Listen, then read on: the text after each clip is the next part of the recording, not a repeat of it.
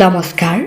সকলোৰে শ্ৰদ্ধাৰ লুইত কণ্ঠ হিয়াৰ আমঠু জুবিন গাৰ্গলৈ শ্ৰদ্ধাঞ্জলি নিবেদন কৰি ভিন্ন ৰসৰ কবি শ্ৰীযুত মনোজ কুমাৰ শৰ্মাদেৱে ৰচনা কৰা এটি সুন্দৰ কবিতা আজি আবৃত্তি কৰিবলৈ লৈছোঁ।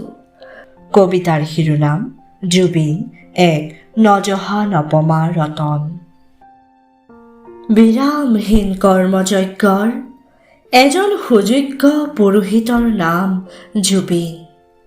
কেঁকুৰাৰ গাঁঠি খুলি শীৰ্ষত আৰোহী পোহৰ বিলোৱা এজন অসমীয়াৰ নাম জুবিন।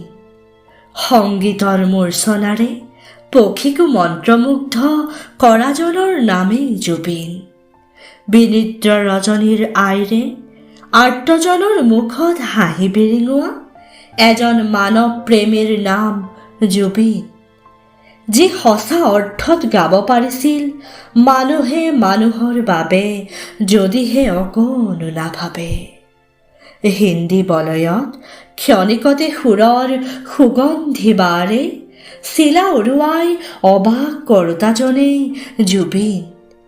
অৱহেলিত শিশুক পিতৃত্বৰ পৰশ যাচা দৰদীজন জুবিন। জুবিন নহয় মাথো এটি নাম, সংস্কৃতিৰ বৰঘৰত খোদিত এটি নজহা নপমা ৰতন। আমি যেনেকৈ জুবিনক জানো, আমি অসমীয়াকো জুবিনে জানে, জুবিনে চিনে আৱেগৰ ঢৌত উটি ফুৰা কিছু অসমীয়া, আৰু জানে অ'ত শুনি ত'ত শুনি কাৰ্ল মাৰ্ক্স, বব ডিলন আৰু ভূপেন দাৰ ভাষ্যকাৰ হোৱা অনেক আছে এই সমাজতে।